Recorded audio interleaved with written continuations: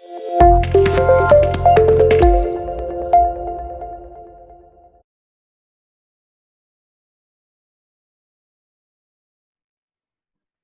For depreciation का ही variant है और बहुत ज्यादा इंपॉर्टेंट वेरिएंट है, बहुत ज्यादा इजी है, बट ध्यान से पढ़ने वाली है। कैलकुलेशन, क्वेश्चन का साइज छोटा है बट दिमाग लगाने वाला है, बेसिक। ध्यान से देखना, very very important. Question number 15 based on provision for depreciation. Following balances appear in the books of Priyank Brothers. 1 April 2017 का बैलेंस दे रखा है मशीनरी अकाउंट और प्रोविजन फॉर डेप्रिसिएशन अकाउंट का। अभी तक हमने जितने भी क्वेश्चंस करे उनमें हम नया एसेट परचेज कर रहे थे, फिर उसको यूज करते थे और फिर बेच देते थे। इसमें एग्जिस्टिंग बिजनेस है, एग्जिस्टिंग बिजनेस है, कुछ बैलेंस पहले से ही अपेयर करता है। तो 1 अप्रैल 2017 को आपके पास कितनी मशीन थी?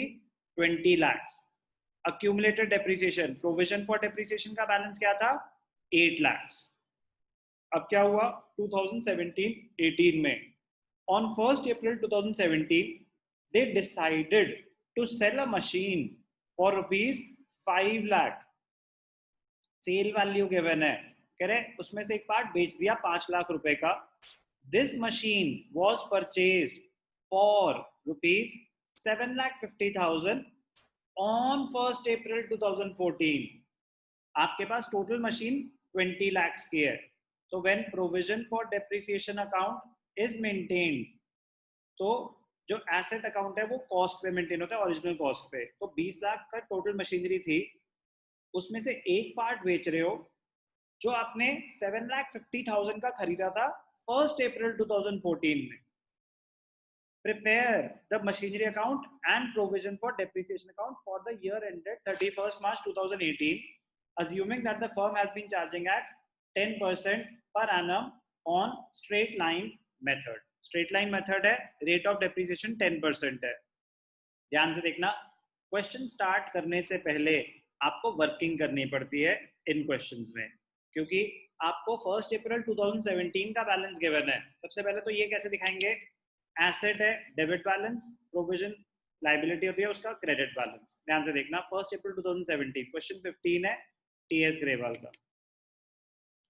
ध्यान से देखना, क्वेश्चन नंबर 15, ईयर क्या है? 17-18, 2017-2018। जब साल स्टार्ट हुआ अप्रैल 1, 2 बैलेंस बीडी, पहले से मशीन पड़ी हुई है कितने लाख की? 20 लाख की। उस पे आज तक डेप्रिसिएशन कितनी लग चुकी है? 2017-18, 2017-18 अप्रैल 1, उस पे आज तक डेप्रिसिएशन लग चुकी है 8 लाख की। ठीक है, तो ये क्या है? By balance BD. अब ये तो है अवेलेबल इंफॉर्मेशन। मेरे पास जो टोटल मशीन पड़ी हुई है वो 20 लाख की है, उस पे आज तक 8 लाख की डेप्रिसिएशन लग चुकी है। अब मैं उसका एक पार्ट बेच रहा हूं, ध्यान से देखना उसको कैसे दिखाएंगे।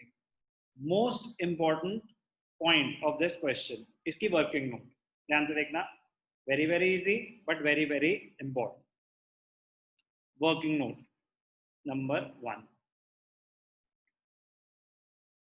calculation of profit or loss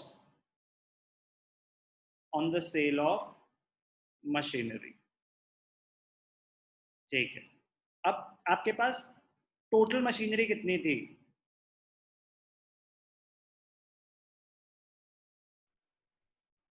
balance on 1 April 2017, आपके पास टोटल मशीनरी है 20 लाख की। टोटल मशीनरी कितने की है? 20 लाख की। उसमें से आप कुछ बेच रहे हो और कुछ बच गई, तो इसको दो पार्ट्स में डिवाइड कर देना चाहिए 20 लाख को, कुछ सोल्ड, कुछ रिमेनिंग। अब जो आप बेच रहे हो वो आपने कितने की खरीदी थी? 7,50,000 की खरीदी थी, 1 अप्रैल ईयर एक बार वेरीफाई करेंगे. On 1st April 2017, they decided to sell a machine for 5 lakh. This machine was purchased for 7,50,000 on 1st April 2014. ध्यान से देखना, very very interesting. आपके पास टोटल 20 लाख की मशीन है, उसमें से आप एक पार्ट बेच रहे हो. जो पार्ट आप बेच रहे हो वो आपने कितने का खरीदा था? 7,50,000 का. बट कब? 1st April 2014. ध्यान से देखना है, 1st April 2014. तो 1st April 2014 में खरीदा था, तो आज तक उस पर कितनी डेप्रिसिएशन अक्यूमुलेट हो चुकी होगी, ये हमें कैलकुलेट करना है. तभी आप प्रॉफिट और लॉस निकाल सकेंगे. 1st April 2014. ध्यान से देखना, 1st April 2014 में आपने 7,50,000 का खरीदा था, तो उस पर आज तक कितनी डेप्रिसिएशन लग चुकी होगी? एसेट में से माइनस नहीं हुई, बट हर साल कैलकुलेट तो हुई होगी. 2014 15, 2015 16, 2016 17, और आपको बैलेंस कब का दे रखा है? 1st April 2017. तो 3 साल की डेप्रिसिएशन उस पे लग चुकी है. रेट क्या है? 10%. Straight line method. तो 14-15 में कितनी लगी होगी? 75,000. 15-16 में कितनी लगी होगी? 75,000. 16-17 में कितनी लगी होगी? 75,000. डेप्रिसिएशन कैलकुलेट तो हुई होगी, बट अक्यूमुलेट होती गई. कितनी अक्यूमुलेट होती गई?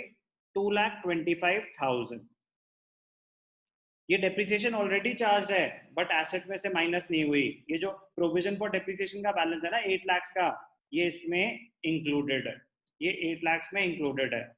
अब हम एसेट बेच रहे हैं, तो जब आप एसेट बेच रहे हो तो उस पर आज तक जितनी डेप्रिसिएशन लग चुकी है वो हमें ट्रांसफर करनी पड़ेगी एसेट अकाउंट में. करते हैं अभी. तो 7,50,000 पे 2,25,000 डेप्रिसिएशन लग चुकी है. तो अगर मैं आपसे पूछूं कि book value on 1st April 2017 कितना है? Date of cell 1st April 2017, तो वो हो जाएगी आपकी 7,50,000 माइनस 2,25,000, तो उसकी वैल्यू आ जाएगी 5,25,000. और आप बेच कितने की रहे हो? आप बेच रहे हो 5 लाख की. 5,25,000 की चीज आप 5 लाख की बेच रहे हो, तो आपका क्या लॉस हो रहा है? कितना लॉस हो रहा है? 25,000 का लॉस हो रहा है. कैलकुलेशन बहुत इंपॉर्टेंट है. और बाकी अगर 20 लाख का टोटल एसेट था, 7,50,000 बेच दिया, तो बचा कितना? 12,50,000. ये बच गया, तो ये तो उस साल भी यूज हुआ होगा. इसकी डेप्रिसिएशन अभी दिखा देंगे. क्वेश्चन साइज छोटा होता है नॉर्मल से, बट कैलकुलेशन ध्यान से करनी होती है. कैलकुलेशन हो गई, बस अब एंट्रीज दिखानी है. प्रोविजन फॉर डेप्रिसिएशन से एसेट में ट्रांसफर करेंगे डेट ऑफ सेल पे. April 1 to machinery account, refer working note 1. तो हमने जो कैलकुलेशन करी है 2,25,000 कहाँ से आया? हमने देखा कि 1st April 2014 को हमने एसेट खरीदा, तो 14-15 में कितनी डेप्रिसिएशन लगेगी? 75. फिर सेकंड ईयर 75, थर्ड ईयर 75. 2,25,000 पे उसका आज तक डेप्रिसिएशन लग चुकी है. एसेट में से माइनस नहीं हुई है, लेकिन बैलेंस में, डेप्रिसिएशन के बैलेंस में इंक्लूडेड होगी, तो यहाँ से हमने ट्रांसफर कर दिया. एसेट अकाउंट में क्या दिखाएंगे? April 1 by provision for depreciation. कितना आया? 2,25,000. कितने का बेचा हमने? April 1 by bank account, brackets में आ जाएगा सेल वैल्यू. कितने की बेचा हमने? 5 लाख का. लॉस कैलकुलेट कर चुके हैं, यहाँ पे आ जाएगा by profit and loss account. क्या है ये? लॉस. कितना लॉस हुआ? 25,000. यहाँ पे भी अगर कंपनी का केस होता तो हम लिखते by statement of profit and loss. Companies बनाती हैं statement of profit and loss, sole proprietorship और पार्टनरशिप बनाती हैं प्रॉफिट एंड लॉस अकाउंट. अब ये दिखा दिया. एसेट अकाउंट तो कॉस्ट पे मेंटेन होता है, और कोई हमने एसेट खरीदा नहीं, कोई बेचा नहीं, तो closing balance by balance carried down, मेरे पास एंड में कितने का एसेट बच गया, 12,50,000। डेबिट्स और क्रेडिट्स एक बार ही मैच कर लेते हैं। डेबिट्स 20 लाख, क्रेडिट्स भी 20 लाख। तो नेक्स्ट ईयर जब शुरू होगा 18-19 अप्रैल 1 टू बैलेंस बीडी, तो मेरे पास पहले से कितना एसेट पड़ा हुआ है, 12,50,000। अब डेप्रीसिएशन करेंट ईयर की, जो एसेट बेचा उसकी तो ट्रांसफर कर दी, जो बच गया, तो जो बच गया इसलिए निकालना जरूरी था। यहाँ पे दिखाएंगे करंट ईयर डेप्रीसिएशन कैसे आएगी, बाय डेप्रीसिएशन अकाउंट। कितना बच गया, 12,50,000। 12,50,000 का 10%, कितनी डेप्रीसिएशन आ जाएगी उसकी, 1,25,000। तो डेप्रीसिएशन का क्लोजिंग बैलेंस क्या होगा, प्रोविजन फॉर डेप्रीसिएशन का टू बैलेंस कैरेट डाउन। तो 9,25,000, अब इसका टोटल कर देते हैं ठीक से, 925 माइनस 225, 7 लाख आ जाएगा। इसका फॉर्मूला ठीक कर लेते हैं। तो क्रेडिट्स कितने हैं, 9,25,000, 9,25,000 माइनस 2,25,000, तो डेबिट्स भी कितने आ गए, 9,25,000। कैरी फॉरवर्ड कर देते हैं, क्रेडिट बैलेंस है तो क्रेडिट साइड पे आ जाएगा 2018-19 April 1 by balance BD. Accumulated depreciation कितनी है, 7 लाख। ये नॉर्मल क्वेश्चन से ज्यादा छोटा होता है, बस ध्यान से कैलकुलेशन करने वाला होता है कि आपके पास कुछ एसेट का एग्जिस्टिंग बैलेंस पड़ा हुआ है, तो वो आपके कॉन्सेप्ट चेक कर रहे हैं कि अच्छा हमें 1 साल की अकाउंटिंग करके दिखाओ। ऑलरेडी बैलेंस हम आपको दे रहे हैं कि चाहे 3 साल पहले खरीदा था, आज की डेट में उसकी कॉस्ट ये है, उस पर इतनी डेप्रिसिएशन लग चुकी है। तो आप अपने वर्किंग नोट में कैलकुलेशन करो कि उस पे आज तक कितनी डेप्रिसिएशन लग चुकी है, आज की डेट में उसकी वैल्यू क्या है। तो उससे हमें पता चल जाएगा कि उस पर प्रॉफिट हुआ या लॉस हुआ। वो कैलकुलेशन ही, ये जो वर्किंग नोट बनाया ये ही मोस्ट इंपॉर्टेंट पार्ट है इसका। ये नॉर्मल क्वेश्चन से ज्यादा छोटा होता है, बट ध्यान से करने वाला होता है। Question number 15 TS Grewal based on provision for depreciation. Special case था when balances are already given, when existing assets appear in the books। नया नहीं खरीदा था, पहले से ही कुछ पड़ा था। तो कॉपी करेंगे इसको, फिर मैं एक और वेरिएंट करके दिखाऊंगा जिसमें बैलेंसेस भी पड़े हुए थे और हमने अगर नए भी खरीद लिए तो क्या फर्क पड़ता है अकाउंटिंग ट्रीटमेंट में। कॉपी करो पहले।